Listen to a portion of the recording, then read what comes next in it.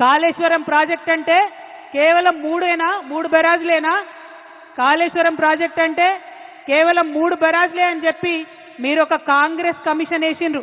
అది judicial commission కాదు, ఏం కాదు, కేవలం అదొక రాజకీయ కమిషన్, కాంగ్రెస్ కమిషన్. అది కాళేశ్వరం ప్రాజెక్టు మొత్తం కంప్లీట్ అయితే 35% తెలంగాణ భూభాగానికి సాగునీరు ఇచ్చేటటువంటి ప్రాజెక్టు కాళేశ్వరం ప్రాజెక్టు.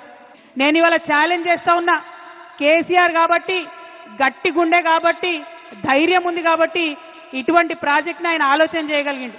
ఈ కాంగ్రెస్ ప్రభుత్వం కనీసం కల కూడా కనలేదు అటువంటి ప్రాజెక్టు కట్టాలి తెలంగాణకని. ఆయన తెలంగాణ యోధుడు.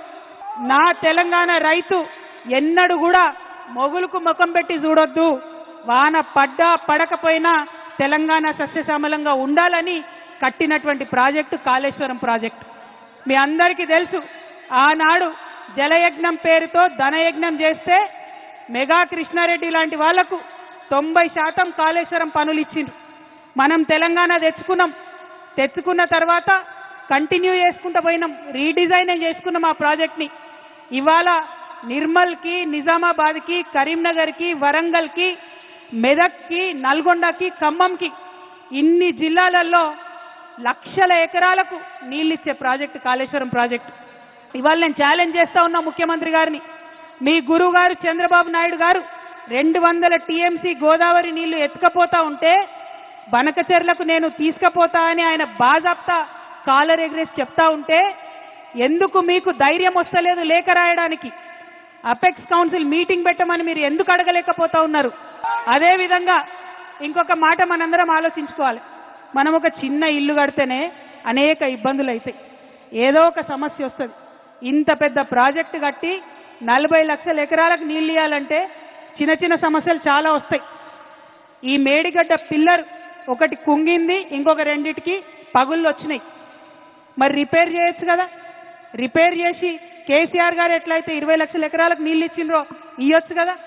ఇప్పుడు ఈ కాంగ్రెస్ అధికారంలోకి వచ్చినాక 3 పంటలకు కూడా నీళ్ళు లేకుండా రైతులు నిండబెడుతున్నారు. కేవలం స్వార్థం, కేవలం కుట్ర.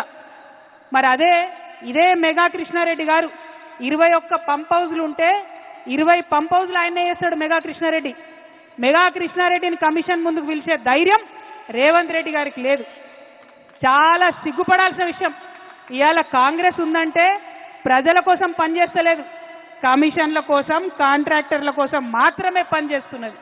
నిజంగా తెలంగాణ పౌరుషం చూపించాల్సినటువంటి సమయం వచ్చింది. రేవంత్ రెడ్డి గారిని, కాంగ్రెస్ ప్రభుత్వాన్ని నిలదీయాల్సినటువంటి సమయం వచ్చింది. మీరు కేసీఆర్ గారికి నోటీస్ ఇచ్చే ముందు 90% పంప్ హౌజులు కట్టినటువంటి కాంట్రాక్టర్ని ఎందుకు ఇడిచిపెట్టినరో ప్రజలకు చెప్పాల్సినటువంటి అవసరం ఉన్నది. అంటే ఇది కేవలం కుట్ర అన్న విషయం ప్రజలకు అర్థమవుతుందన్న సందర్భాన్ని తెలియజేస్తూ